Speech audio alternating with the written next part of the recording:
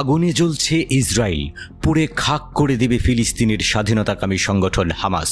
যুদ্ধ দেখেই যারা বড় হয়েছে তাদের আবার কিসের ভয়? গাজার বুকে বেজেই চলেছে স্বজন হারানোর আর্তনাদ।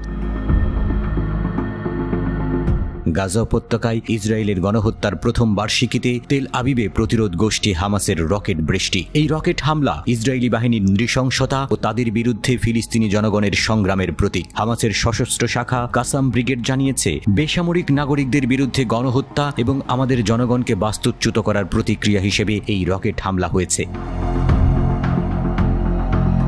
গাজার খান ইউনিস থেকে মধ্য ইসরায়েলে 5টি রকেট নিক্ষেপের ঘটনা ঘটে, যার ফলে তেল আবিবের আকাশে সাইরেন বাজতে থাকে। এই ঘটনায় 2 নারী সামান্য আহত হয়েছেন বলে জানিয়েছে ইসরায়েলের জাতীয় অ্যাম্বুলেন্স সার্ভিস। পুরো অঞ্চলে আতঙ্কের ছায়া।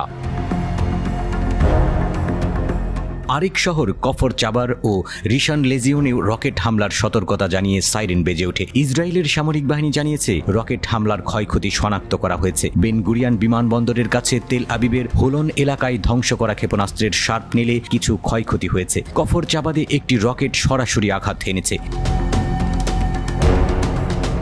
7 অক্টোবর হামাসের হামলার 1 বছর পূর্তি উপলক্ষে অধিকৃত জেরুজালেমে ফিলিস্তিনি বিক্ষোভকারী এবং ইসরায়েলি বাহিনীর মধ্যে ব্যাপক সংঘর্ষ হয়। ইসরায়েলি বন্দুক যুদ্ধে নিহত হয়েছে কাফর আকব নামের 12 বছর বয়সী ফিলিস্তিনি বালক। ইসরায়েলি বাহিনী পশ্চিম তীরে অভিযান চালিয়ে 45 ফিলিস্তিনিকে গ্রেপ্তার করেছে। হেবলন, নাবলুস এবং জেনিনের মতো শহরে গ্রেপ্তারের খবর পাওয়া গেছে। গত বছর হামাসের হামলার পর থেকে ইসরায়েল গাজায় নৃশংস আক্রমণ চালিয়ে যাচ্ছে। স্থানীয় স্বাস্থ্য কর্তৃপক্ষের মতে প্রায় 42,000 লোক নিহত হয়েছে, যাদের বেশিরভাগই নারী ও শিশু। আহত হয়েছেন 97,100 জনেরও বেশি। গাজার এই পরিস্থিতি শুধু একটি যুদ্ধ নয়, একটি মানবিক সংকট। আর এই সংকটের মধ্যেই হামাসের এই পাল্টা রকেট হামলা যেন তাদের জোরালো প্রতিবাদ। হামাসের সশস্ত্র শাখা আল কাসাম ব্রিগেড তাদের টেলিগ্রাম চ্যানেলে দেওয়া এক বিবৃতিতে হামলার দায় স্বীকার করেছে। তারা বলেছে, তারা ইসরায়েলের অনেক ভেতরে রকেট হামলা চালিয়েছে।